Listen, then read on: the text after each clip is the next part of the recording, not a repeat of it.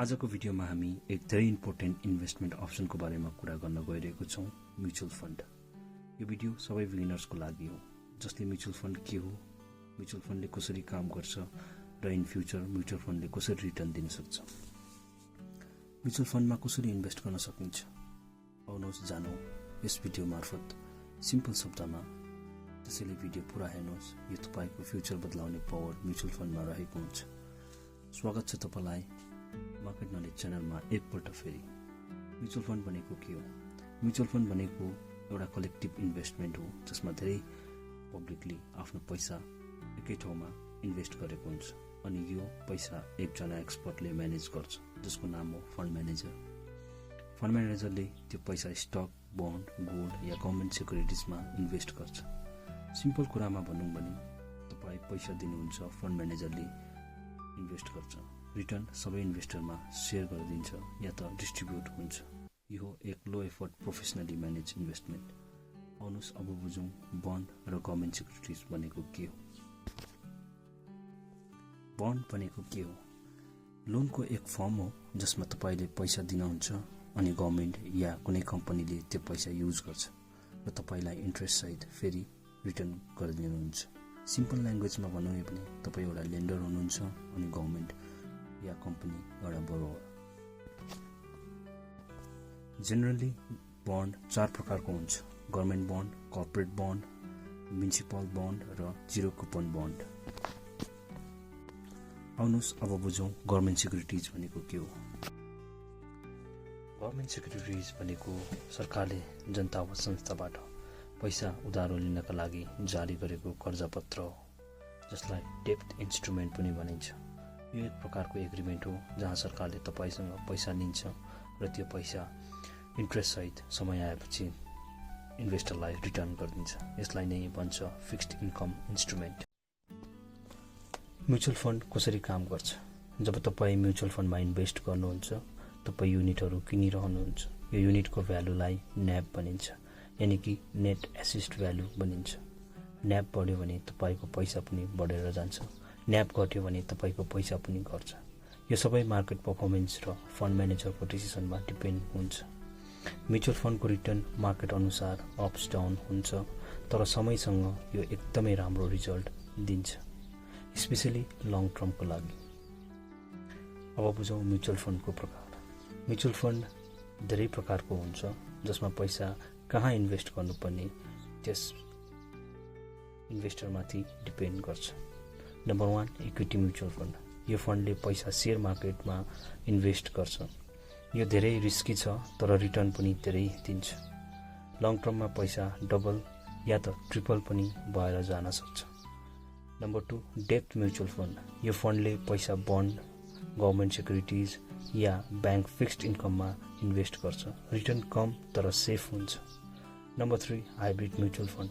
यो दुईटैको एउटा कम्बिनेसन हो, इक्विटीमा पनि डेब्टमा पनि इन्भेस्ट गरेको हुन्छ।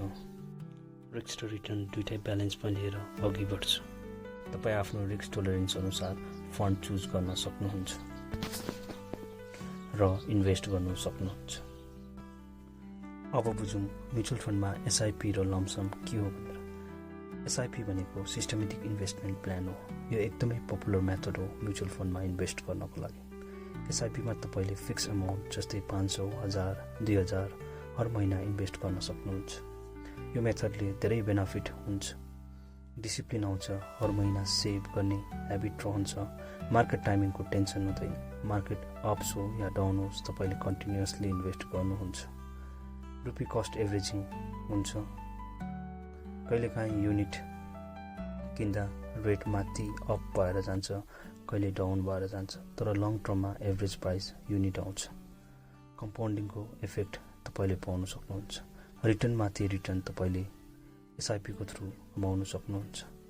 यसलाई एउटा इक्जाम्पलको साथ सम्झौं। सपोज तपाईले 1000 रुपियाँ महिनामा एसआइपी स्टार्ट गर्नुभयो 5 सालको लागि। 12% एनुअल रिटर्नले तपाईले 5 सालमा 60,000 इन्भेस्ट गर्नुभयो। 12%ले तपाईको 5 साल बाद 82,000 कलेक्ट गर्न सक्नुहुन्छ। अब बुझौं लमसम भनेको के हो। लमसम भनेको एकैपल्टमा तपाईले ह्युज अमाउन्ट इन्भेस्ट गर्नु। तपाईसँग सपोज टु बी 1 लाख छ, त्यो पुरा पैसा तपाईँलाई इन्भेस्ट गर्नु छ भने तपाईँले लमसमको थ्रु इन्भेस्ट गर्न सक्नुहुन्छ। यो मेथड धेरै युजफुल हुन्छ। जब मार्केट लो छ या त हाई छ, फ्युचरमा ग्रोथ रेटको काफी चान्सेस ज्यादा हुन्छ। पैसा ब्याङ्कमा राख्दाखेरि 3 या 4% नै तपाईँले रिटर्न पाउनुहुन्छ, तर लमसममा एकैपल्ट इन्भेस्ट गर्नुभयो भने 10 या 12% सम्म तपाईँले रिटर्नको मजा लिन सक्नुहुन्छ।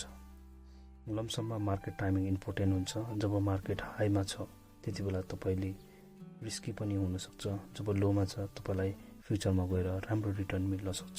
यसैले मार्केटलाई एकपल्ट एनालाइज गरेर खालि इन्भेस्ट गर्नु नियति जरुरी छ। अब बुझौँ म्युचुअल फन्डको फाइदा। म्युचुअल फन्डले के फाइदा दिन सक्छ त?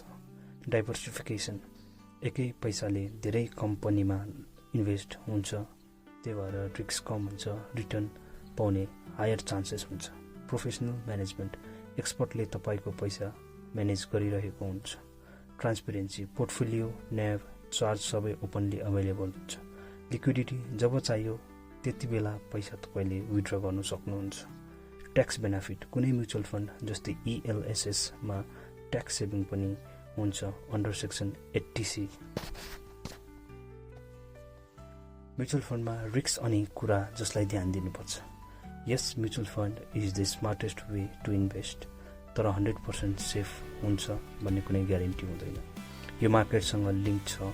जब मार्केट गिर्छ तब फन्ड पनि गिर्न सक्छ। अलवेज ध्यान दिनुपर्छ। फन्ड म्यानेजरको performance, expense ratio, exit load, पैसा निकाल्दा लाग्ने चार्जेसहरू, फन्डको गोल तपाईँको गोलसँग मिल्छ या मिल्दैन। अनि जति सक्छौ SIP छिट्टोभन्दा छिट्टो इन्भेस्ट गर्ने कोसिस गर्नुहोस्, किनकि time is more important then amount in mutual fund. Mutual fund एकदमै राम्रो अप्सन हो त्यो मान्छेहरूको लागि जसले महिनामा कम्ती गरेर आफ्नो अमाउन्ट इन्भेस्ट गर्न चाहन्छ। लङ टर्मको लागि एकदमै राम्रो रिटर्न दिने जरिया हो। सो अब जब तपाईँलाई इन्भेस्टमेन्ट गर्ने कुरा सोच्नुहुन्छ भने म्युचुअल फन्डलाई तपाईँको लिस्टमा डेफिनेटली कन्सिडर गर्नुहोस्। यो भिडियो राम्रो लाग्यो भने लाइक गर्नुहोस्, कमेन्टमा फिडब्याक दिनुहोस् अनि च्यानललाई सब्सक्राइब गर्न नबिर्सिनुहोस्। फेरि पनि आउनेछु यस्तै फाइनेन्स रिलेटेड भिडियो लिएर। Thank you.